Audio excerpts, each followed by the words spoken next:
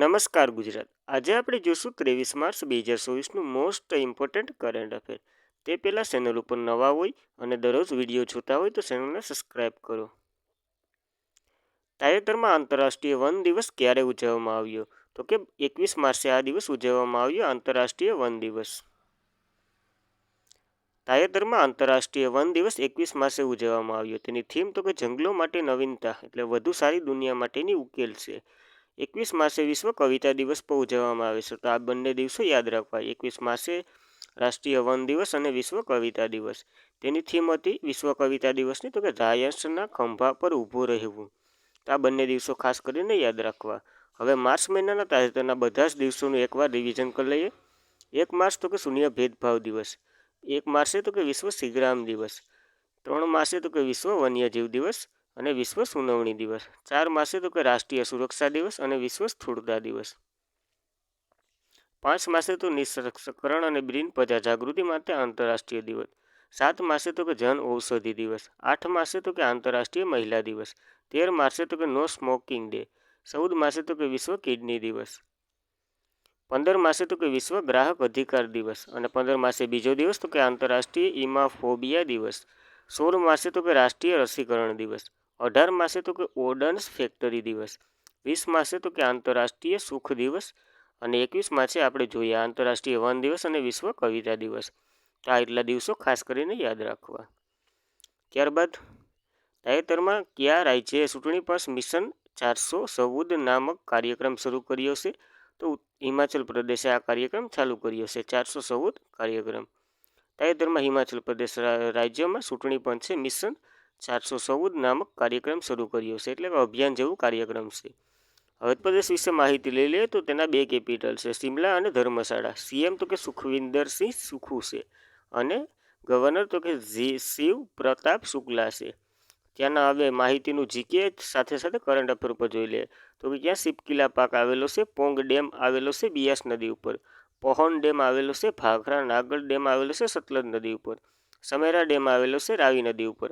આ બધી પ્રશ્નો અગાઉ પૂછાઈ ગયા છે, એટલા માટે આપણે રિવિઝન કરીએ છીએ જીકે સ્વરૂપે. જી ટેગ કઈ કઈ વસ્તુને મળ્યા છે તાજેતરમાં અને પહેલાથી? તો કે સંબા રૂમાલ, કાગડા પેઇન્ટિંગ, કુલ્લુ શાલ, સંબા સ્વીટ અને લાહોરી ગુથા મોજા, ગ્રેટ હિમાલય એમપી, પીન વેલી એમપી, ઇન્દિર કિલ્લા એમપી, ખીગરગંગા એમપી અને સિબ્બલા એમપી. આ વગેરેને તાજેતરમાં જીઆઈ ટેગ અને આગળ મળેલા છે. રાજ્ય પ્રાણી તો કે સ્નો સીતો છે. પક્ષી તો કે ઝુઝરા પશ્ચિમ ડોંગાઈ વૃક્ષ છે અને દિયોન ફૂલ એ ગુલાબ એનું ઓલું છે રાષ્ટ્રીય ફૂલ.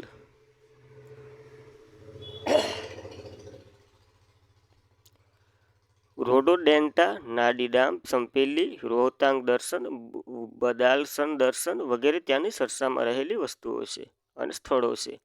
હવે ત્યાંનું કરંટ અફેર જોઈ લઈએ તો કે ખંજર વ્યાયામ તો કે ભારત અને કઝાકિસ્તાન વચ્ચે થયું હતું હિમાચલ પ્રદેશમાં.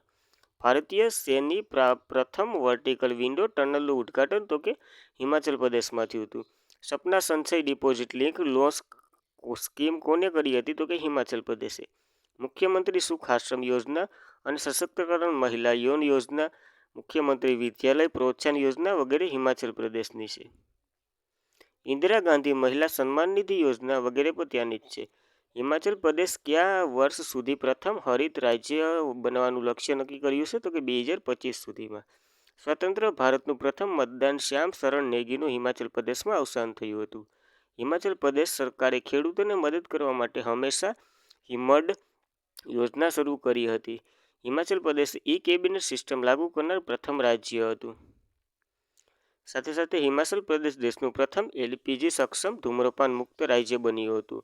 હિમાચલ પ્રદેશ ડ્રોન નીતિને મંજૂર આપનાર પ્રથમ રાજ્ય હતું. વિશ્વનું સૌથી ઊંચું મતદાન મથક તો કે હિમાચલ પ્રદેશમાં આવેલું છે. Single use plastic buy bag scheme તો કે હિમાચલ પ્રદેશની છે અને સંજીવની પ્રોજેક્ટ પણ હિમાચલ પ્રદેશનો છે.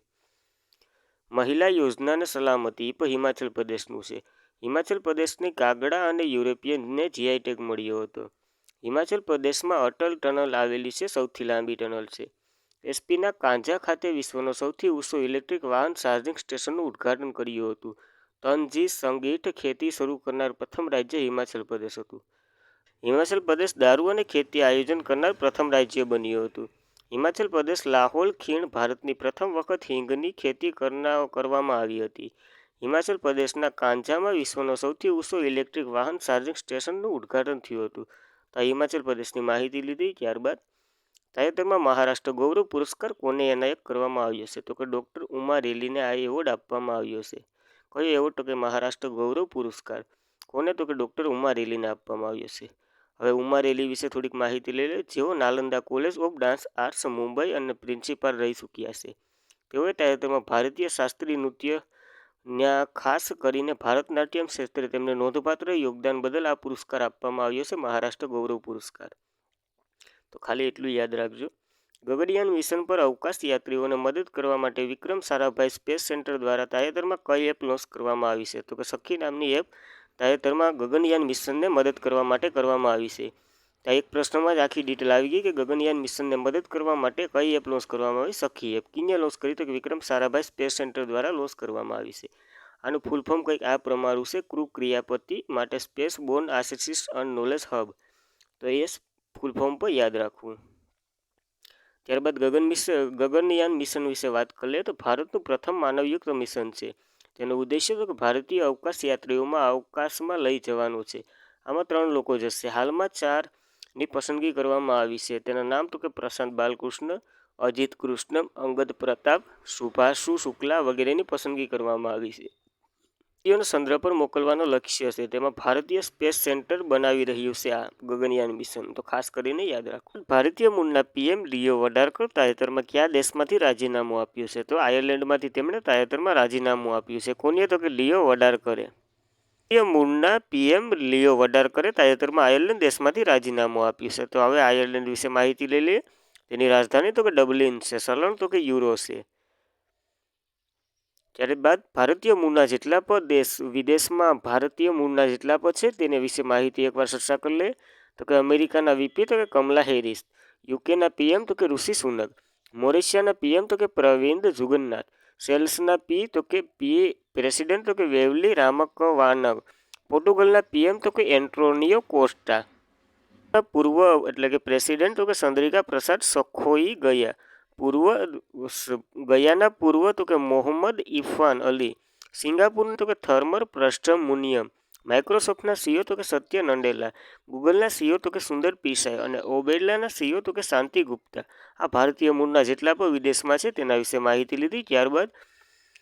ત્યારબાદ જેટલી પણ નિયુક્તિ થઈ છે તેના વિશે એકવાર ચર્ચા કરી લઈએ. તો કે પેલેસ્ટાઇનના નવા પીએમ તો કે મોહમ્મદ મુસ્તફા, હંગેરીના રાષ્ટ્રપતિ તો કે તમસન શુક્લિયા, પાકિસ્તાનના પીએમ તો કે શાહબાજ શરીફ, પાકિસ્તાનના પ્રમુખ તો કે આસિફ અલી ઝરદારી, ઇન્ડિયાના રાષ્ટ્રપતિ તો કે પ્રબોધ સુબિયાટો, યમનના પીએમ તો કે અહમદ અવદ બિન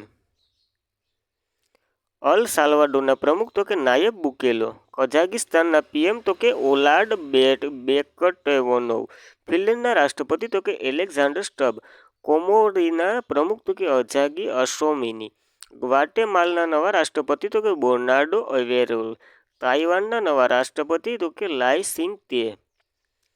તાઇવાનના સૌથી યુવા અને પ્રથમ ખુલ્લેઆમ ગ્રે વડાપ્રધાન ગેબિયન એટલ, ચાડના પીએમ તો કે સક્સેના માર્શલ, ફિલિપીન્સની રિપબ્લિક ઓફ કોંગોના પ્રમુખ તો કે ફેલિક્સ ત્શેકેડી. તો ખાસ કરીને આ બધી નિયુક્તિ યાદ રાખવી. આપોસે કોમ્બેટ હેલિકોપ્ટર્સ કોમ્બેટ ક્યાં બનાવી રહ્યું છે? તો કે રાજસ્થાન ખાતે બનાવી રહ્યું છે ભારતીય સેના. તેમનું પ્રથમ આપસે કોમ્બેટ હેલિકોપ્ટર સ્કોટલેન્ડ રાજસ્થાનમાં બનાવી રહ્યું છે. આપણે કયા દેશમાંથી અપાયે હેલિકોપ્ટર ખરીદ્યું છે? તો કે અમેરિકામાં. કોણે બનાવ્યું હતું? તો કે અમેરિકાની બોઇંગ કંપની છે તેની. ગુયાનામાં ભારત પાસેથી ડોલર એરક્રાફ્ટ કોણે ખરીદ્યું છે? તો કે ગુયાનાએ ખરીદ્યું છે. અને ઇન્ડોનેશિયા પાસેથી બ્રહ્મોસ મિસાઇલ ખરીદશે. 2024માં સ્ટાર્ટઅપ મહાકુંભ 2024નું આયોજન ક્યાં કરવામાં આવી રહ્યું છે? તો કે આ નવી દિલ્હીમાં હાલ શરૂ છે. માર્ચ 2024માં સ્ટાર્ટઅપ મહાકુંભ 2024નું આયોજન નવી દિલ્હીમાં કરવામાં આવી રહ્યું છે. આની થીમ તો કે ઉદ્યોગ અને આંતરરાષ્ટ્રીય વેપારીને પ્રોત્સાહન આપવા અને વિભાગ દ્વારા ભારતીય નવીકરણ. તો આ એક મહાકુંભ છે તેનું આયોજન તાજેતરમાં શરૂ છે. તો યાદ રાખવું. ક્યાં? તો કે નવી દિલ્હીમાં ચાલુ છે. તાજેતરમાં કોણે 29મો દેવી શંકર અવસ્થી પુરસ્કાર આપવાની જાહેરાત કરી છે? તો કે મિસ્ટર નિશાંતને આ એવોર્ડ આપવામાં આવશે. તાજેતરમાં નિશાંત 29મો દેવીશંકર અવસ્થી પુરસ્કાર આપવાની જાહેરાત કરી છે. યુવા કવિ વિવેચક નિશાંત વર્ષ 2023માં 29મો દેવીશંકર અવસ્થી પુરસ્કાર આપવાની તેને જાહેરાત કરવામાં આવી છે. નિશાંતે આ સન્માન તેના વિવેચક, પુસ્તક, કવિતા અને પ્રથ વિવેચક માટે આપવામાં આવશે.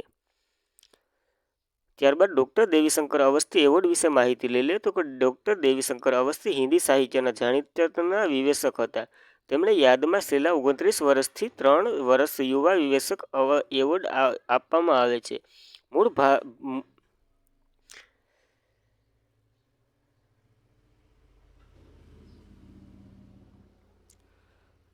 મૂળભૂત રીતે આ પુરસ્કાર એક યુવા વિવેચકને હિન્દી વિવેચકના વિકાસ અને મહત્તમ પુરુષ યોગદાન બદલ આપવામાં આવે છે. તો આ ડૉક્ટર દેવીશંકર અવસ્થી એવોર્ડને યાદ રાખવો નિશાંત તાજેતરમાં આપવામાં આવ્યો છે. આ પુરસ્કાર આપવાની શરૂઆત 1995થી થઈ હતી. આ સન્માન 45 વર્ષથી સુધીના યુવા વિવેચક લેખકોને આપવામાં આવે છે. હાલ કોને આપ્યો? તો કે નિશાંતને આપ્યો. ત્યારબાદ તાજેતરમાં કોને એવીએસ વિંક લોરેન્સ એવોર્ડ મળ્યો છે? તો કે ઇસરોને આ એવોર્ડ મળ્યો છે, એવીએસ લોરેન્સ એવોર્ડ. તાજેતરમાં ઇસરોને એવીએસ વિંક લોરેન્સ એવોર્ડ મળ્યો છે. ઇસરોએ C3 મિશનને લીફ એરિયન ચંદ્ર પુરસ્કાર મળ્યો છે. તો યાદ રાખવું, ઇસરોને આ એવોર્ડ મળ્યો છે. તાજેતરમાં ઇસરોએ C3 ટીમે 19મા Indian business Lawrence award brand ઉત્કૃષ્ટ યોગદાન બદલ તેમને આ એવોર્ડથી સન્માનિત કરવામાં આવી છે. કયો એવોર્ડ? તો કે એવીએસ વિંક લોરેન્સ એવોર્ડ. ચંદ્રયાન 3 વિશે માહિતી લઈ લે તો કે 26 જુલાઈના રોજ લોન્ચ કરવામાં આવ્યું હતું. ત્યારબાદ 23 ઓગસ્ટે રાષ્ટ્રીય અવકાશ દિવસની જાહેરાત કરી હતી નરેન્દ્ર મોદીએ. ક્યાંથી? તો કે સતીશ ધવલ સ્પેસ સેન્ટરથી. રોકેટ તો કે LVM-3M4 હતું. તેને બાહુબલી અથવા ફેટ બોય પણ કહેવામાં આવે છે. લેન્ડર તો કે વિક્રમ રોવર પ્રજ્ઞા હતું. ડિરેક્ટર કોણ હતા? તો કે PV વિથુ મુથવેલી હતા. અને ચંદ્ર પર જ્યાંથી ઉતર્યું હતું તેનું નામ તો કે શિવશક્તિ રાખવામાં આવ્યું હતું. આ ચંદ્રયાન 3 વિશે જોઈ ગયા. ભારતીય અવકાશ સંશોધન સંસ્થા એટલે કે ઇસરો વિશે માહિતી લઈ લે. તેમની રચના 1969માં થઈ હતી. મુખ્ય મથક તો કે બેંગ્લોરમાં આવેલું છે. હાલના અધ્યક્ષ તો કે S સોમનાથન છે. અને ભારત રોકેટ મેન તરીકે કોને ઓળખવામાં આવે છે? K શિવમને ઓળખવામાં આવે છે. અને સૂત્ર તો કે માનવ પ્રકાશની સેવામાં અવકાશની તકનીકો. તો આ યાદ રાખવું ઇસરો વિશે માહિતી. હવે ઇસરો વિશે થોડુંક પેલું જોઈ લે તો કે ભારતનો પહેલો ઉપગ્રહ તો કે રેલવે જૂથ D હતો તે આર્યભટ્ટ. ઉત્તર ધ્રુવમાં ભારતનું સંશોધન કેન્દ્રનું નામ તો કે હિમાદ્રી રાખવામાં આવ્યું હતું. પ્રથમ ભારતીય અવકાશ યાત્રી કોણ હતા? તો કે રાકેશ શર્મા હતા. મિત્રો, વનલાઇનર સ્વરૂપે કરંટ અફેર જોઈ લે તે પહેલાં ચેનલને સબસ્ક્રાઇબ કરી દો, વિડીયોને લાઇક કરી દો, પસંદ આવે તો અને તમારા મિત્રો સુધી શેર કરી દો. બહુ મહેનત લાગે છે એટલું કન્ટેન્ટ ભેરું કરવામાં. તો તમને એવું લાગતું હોય કે સાહેબની મહેનત છે તો સબસ્ક્રાઇબ ખાસ કરીને કરજો. તાજેતરમાં ફૂડ પ્રોસેસિંગ ઇન્સ્ટિટ્યુશન મંત્રાલયના નવા મંત્રી કિરણ રિજિજુ બન્યા છે. ન્યૂઝીલેન્ડ નિકાલ જોંગ સિગારેટ પર પ્રતિબંધ મૂક્યો છે. ન્યૂઝીલેન્ડે ભારત, મોઝામ્બિયા અને તંઝાનિયા વચ્ચે ત્રિપક્ષીય કવાયત ટ્રાયલેટર 2024 શરૂ થઈ. દિલ્હીના મુખ્યપ્રધાન અરવિંદ કેજરીવાલ એવા પ્રથમ મુખ્યપ્રધાન બન્યા જેમને ઓફિસમાં હતા ત્યારે ધરપકડ થઈ. એટલે કે હોદ્દા ઉપર ધરપકડ થઈ તેમની. પ્રથમ વખત આવું બન્યું છે. PM મોદીએ ભૂતાન ઓર્ડર ઓફ ધ ડંક ગ્યાપો એવોર્ડથી સન્માનિત કરવામાં આવ્યા છે. વિશ્વ જળ દિવસ 2024 12 માસે ઉજવવામાં આવ્યો છે. ભારત અને મોરેટિયન વચ્ચે પ્રથમ વિદેશી કાર્યક્રમ પરામર્શ યોજાઈ. ભારત તેના નાગરિકોને હેતીમાંથી બહાર કાઢવા માટે ઓપરેશન ઇન્દ્રાવતી શરૂ કર્યું છે. COP28 પ્રમુખ ટકાઉ ઉર્જા નેતૃત્વ માટે કાયર અવિક લીડરશિપ એવોર્ડ મળ્યો છે. COP28ને ભારતના સાથિયાન લેબનો વર્લ્ડ ટેબલ ટેનિસ ફીડર ટુર્નામેન્ટમાં પ્રથમ વખત પુરુષ સિંગલનો ખિતાબ જીત્યો છે. પ્રથમ પુનઃ ઉપયોગ કરી શકાય તેવું પ્રક્ષેપણ વાહક પુષ્પક સફળતાપૂર્વક પરીક્ષણ કર્યું. તો thank you for watching this video. જય હિન્દ વિદ્યાર્થી મિત્રો.